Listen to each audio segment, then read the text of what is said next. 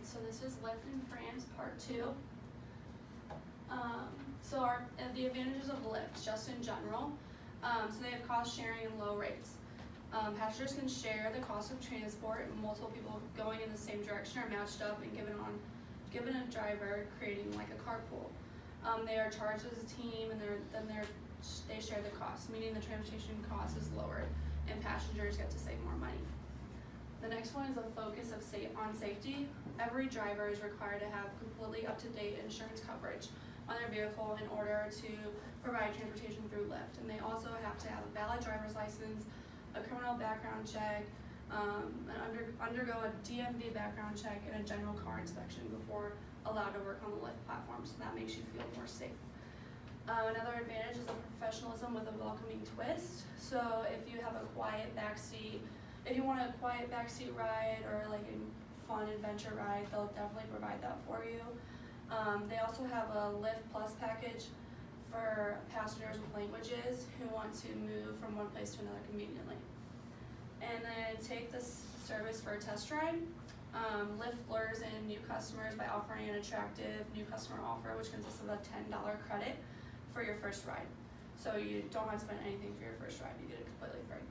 And then you can also make friends and connections. So like passengers from the same neighborhood can connect and ride together, therefore they're saving their costs, but they're also meeting new people. And then just advantages of going to France, their taxis are so expensive. They also don't have car payments in their taxis, and the taxis force tipping.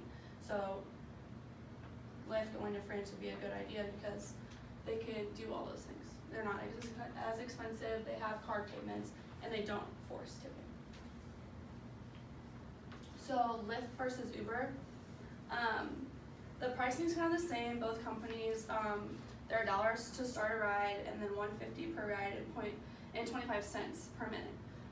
They also have this thing for when it's a high demand for Uber and Lyft. Surge pricing for Uber is whenever the ride demand increases, Uber adds a surge rate multiplier on standard fares. So the surge multiplier changes based on location. It can come up to 1.3 or 2.1 times to the base time and distance fare. So it adds up. It's a high demand.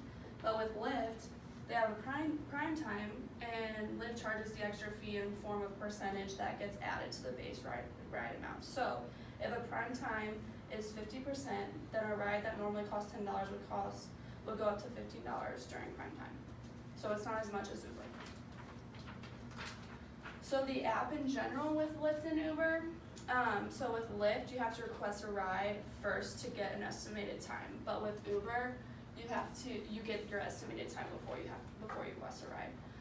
Lyft also allows passengers to add a stop along the route. I don't think Uber does that. And then the Uber app is kind of getting too packed with features, so it's more difficult to use. With the vehicles, Uber has a lot more than Lyft, but with Lyft, there's Lyft Line, so riders share rides going the same route. So that's something that Uber also has called Uber Pool, and this is like the cheapest option because you're sharing, and it's something that they can get multiple people going the same route and share their money. And then with Lyft, they have just the regular Lyft, which is just a regular car for 4 passengers. And then they also have Lyft Plus, which is 6 passengers, and then Lyft Premier, which is a higher quality car, which seats up to 4. And then there's also the Uber X and the Uber XL and all those as well. So with the complexity, Uber is currently struggling in France. So Uber and Lyft are very similar. If Uber isn't doing too well right now, then it might be a bad idea for Lyft to go to France. But since Lyft can look at what Uber is doing, and Lyft can compare and see what Uber is doing wrong, Lyft can do it better.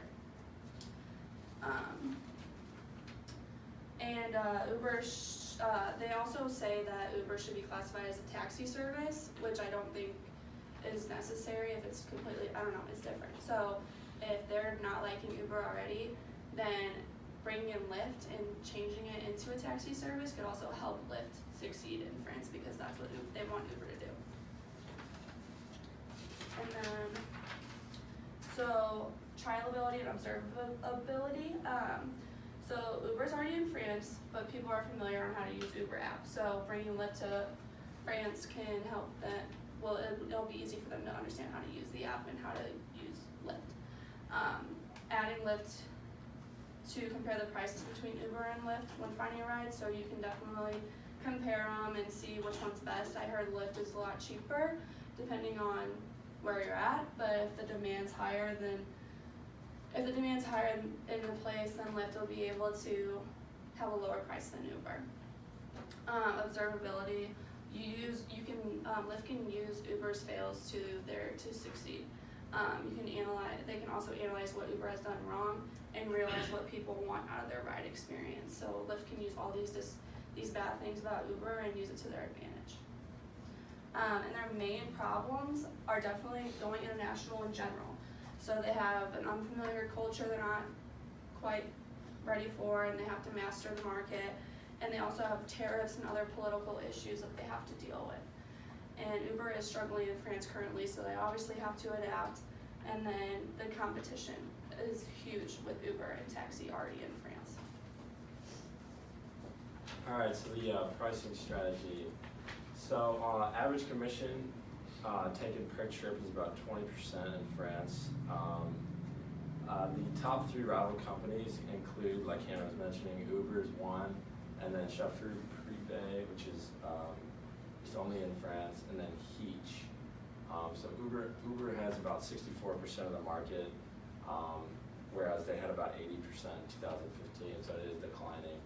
And then the Chauffeur Privé has about 22%, and then Heech is right around 3%, and then the rest is the taxis and cabs.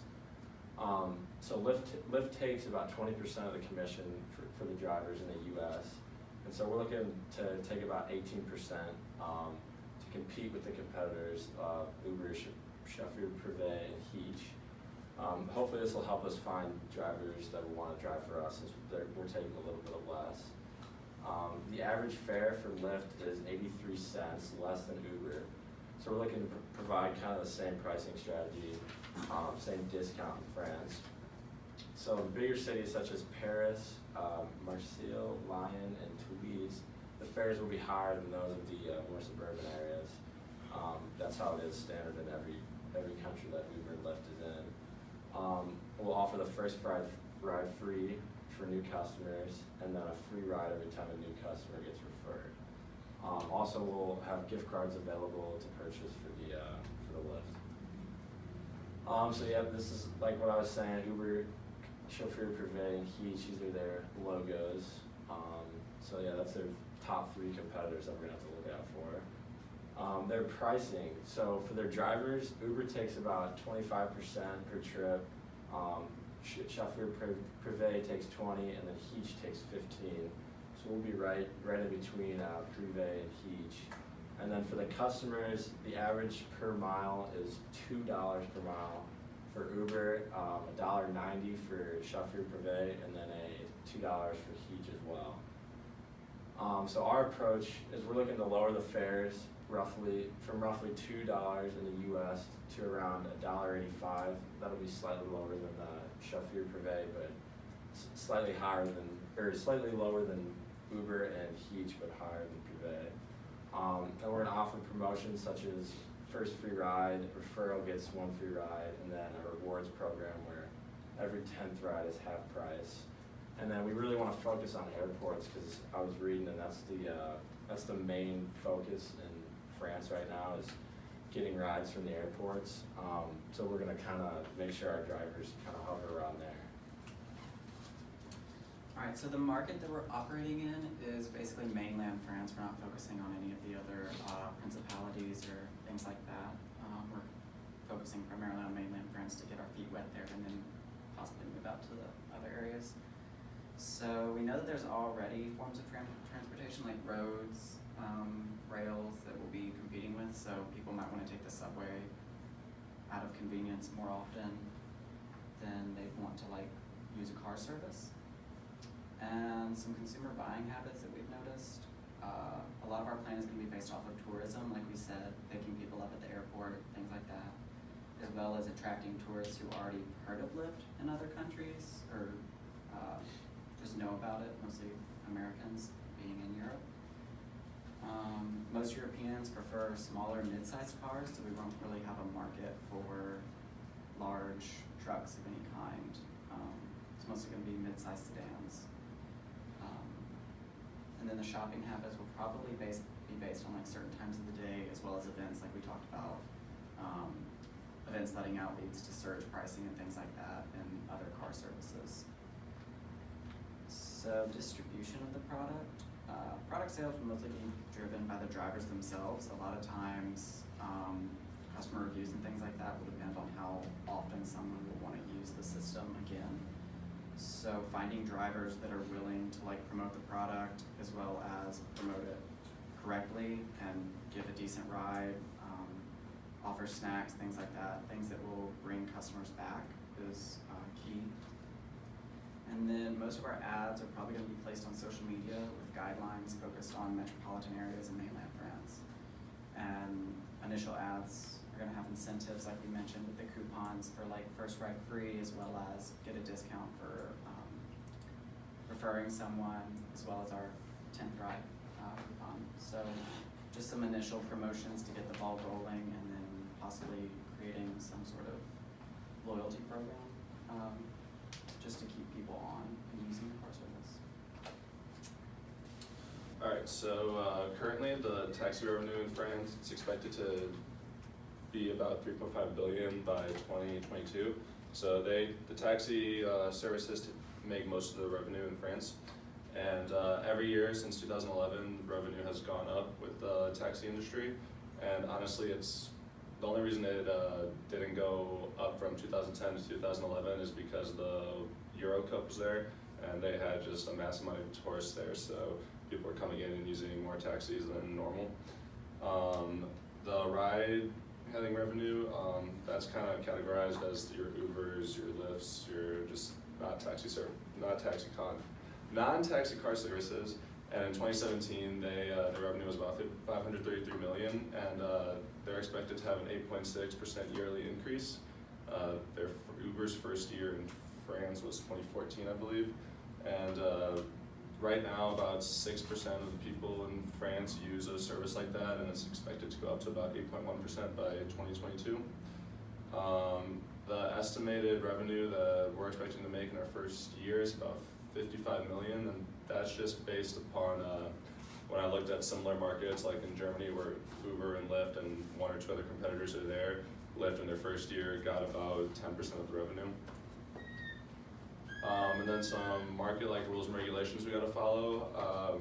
Uber Pop, when Uber first got to France, was a huge failure because it's kind of like a car service where Lyft also offers it's their cheapest car service where you share a ride with people. So if you can pick someone up along the way, you can pick them up and you'll have random people in your car. The taxi services, they started going on strike and clogging up traffic in France, and Uber ended up getting fined and sued, and they lost the case and they got rid of that service right away, but they still have their Uber X's and all those other ones. So they'll probably roll out without the cheapest Uber Lyft. And then other than that, it's just obtaining the limousine and taxi licenses that Uber didn't do at first, but eventually they did because people had issues with it.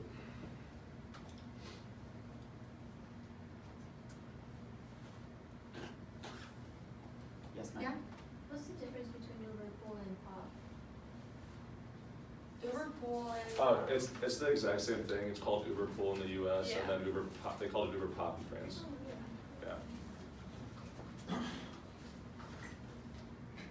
So is Lyft offering like a service like similar to Uber Pop where you pick people up along the way, or are they not offering that? well, they failed, so they can't do that anymore in France.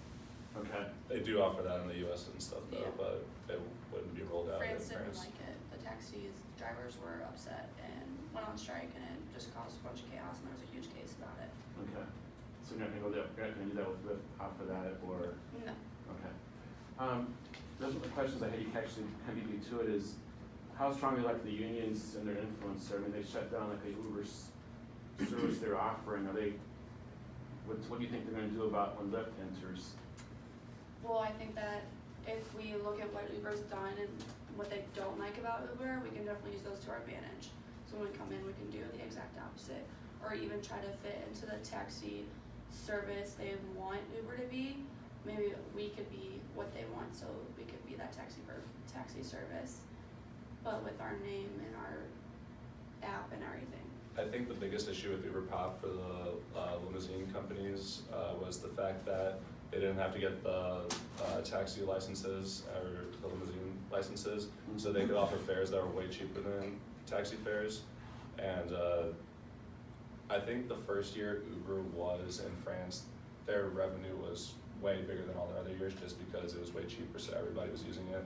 And then once they got sued and whatever and got all the licenses and had to increase their prices, it kind of went down, and now it's slowly starting to build up every year. Okay. So with Lyft, are you going down the taxi route, like with all the licenses and things, or are you gonna try to avoid that?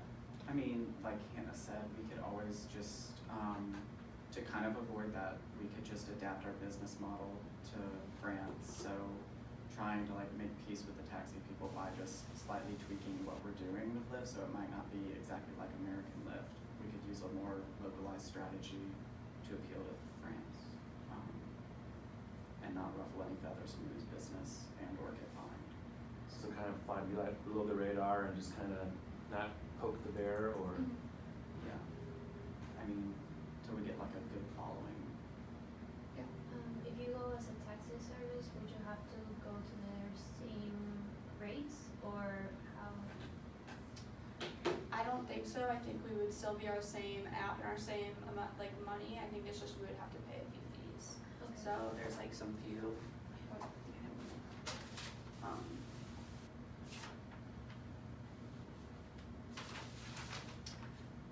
I think that there's like a few like fees that you have to, some licensing fees and insurance requirements. So those are just extra things that we would have to personally pay as a company, not for our customers. Another question I have is, you're targeting tourism there, which makes sense because France is a big, tourism is a very big industry in France and everything. But yet it seems like some of the tactics you're using like free trial coupons and things like that may not be suitable for tourism at all. I mean, it seems like you're targeting tourism, which is great, but it seems like you're trying to target the French population. Do you think those tactics will work at all, or? Yes, I was actually reading an article that said that the reason Uber, Lyft, all those companies usually offer your first ride is either free or heavily discounted, or you get free rides for referrals, because people are like 600% more likely to reuse the app once they download it. So if they use it once, they're a lot more likely to use it again, and that's why those free rides are offered. Okay. So if I download that Uber or the Lyft app here in the US, will it work in France as well, or do I have to download a different version? No, it's gonna be the same. Yeah. The same app?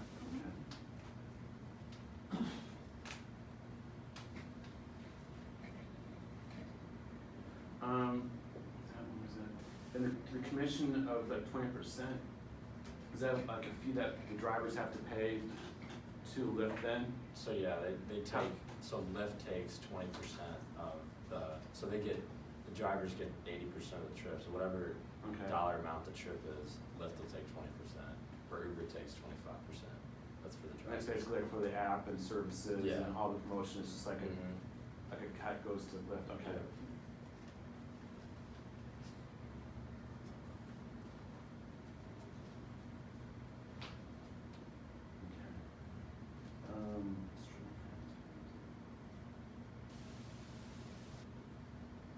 And one last question is, you talked a little bit about this, of the strong subway, mass transit, trains and everything. Is that you see as a direct threat to what you're doing, or is it kind of like they're servicing a different part of the different customer base?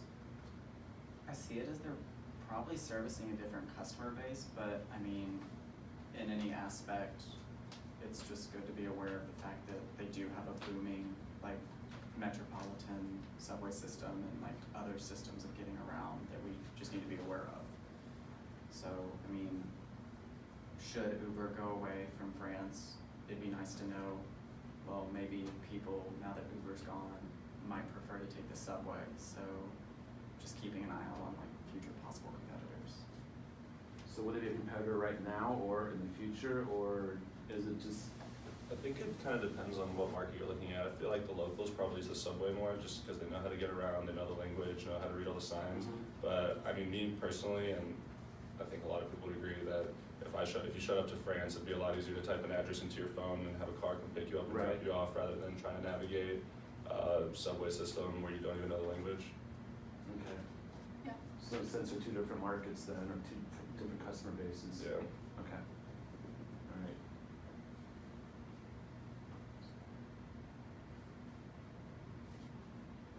Okay.